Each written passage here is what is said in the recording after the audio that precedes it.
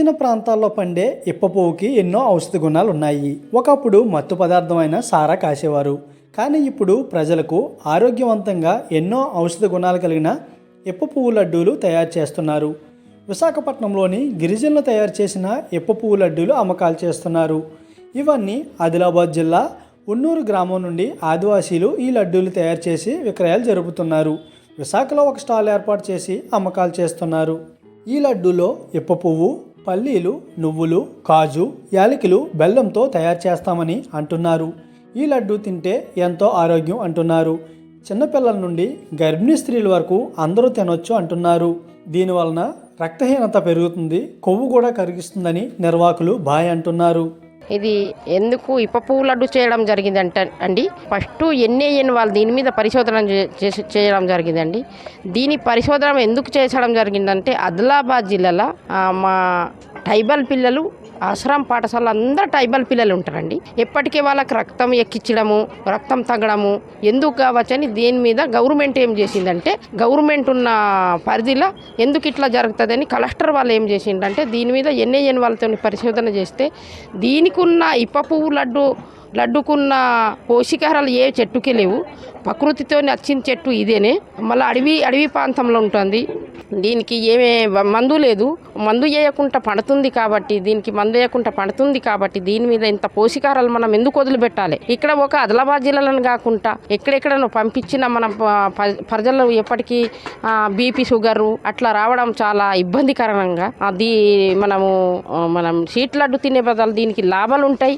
ఈ లడ్డు చేస్తే కొన్ని మన పిల్లలు కూడా బాగుపడతారు. ముందున్న పోషకాహారాలు ఇప్పుడు లేవని వాళ్ళు చేయడం జరిగింది. ఫస్ట్ ఏం చేసిండ్రంటే ప్రెగ్నెంట్ ఉమెన్ 3,000 మందికి ఇచ్చిండ్రు. ఇచ్చిన తర్వాత ఏమైంది, మళ్ళా 3 గ్రాము రక్తం ఉంటే మళ్ళీ 3 గ్రాము రక్తం పెరగడం జరిగింది. ఇది చాలా మంచిది కదా, దీన్ని వదిలిపెట్టద్దు.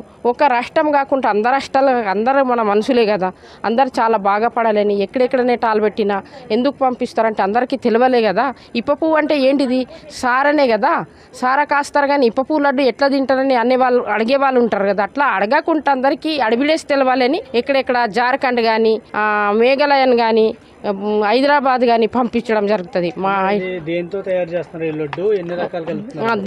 దీని ఇప్ప పువ్వు కదా, ఇది ఇప్ప పువ్వు అయితే దీంట్లో ఏమేమి కలుపుతామంటే నువ్వులు, పల్లీలు, కాజు, యాలకుల పొడి, బెల్లం కలిపి లడ్డు చేస్తామండి. దీంతో చాలా లాభాలు ఉన్నాయి. ఇట్లా ఏమీ లేదు. ఇంకా బాగా ముసలోళ్ళకైతే చాలా మంచిది, చిన్న పిల్లలు కూడా చాలా మంచిది. ఎందుకంటే మనం బయట ఫుడ్ తినబెడతాం కదా, దానికన్నా చాలా మంచిది ఫుడ్ కదా. అందుకే నరేంద్ర మోడీ కూడా దీన్ని ఎందుకు మాట్లాడిందంటే అందరికీ తెలియదు కదా. నేను మాట్లాడితే అందరూ ఇట్లా సారా కదా అనకుండా అందరు తెలుసుకొని తింటారని నరేంద్ర మోడీ కూడా మాట్లాడారు.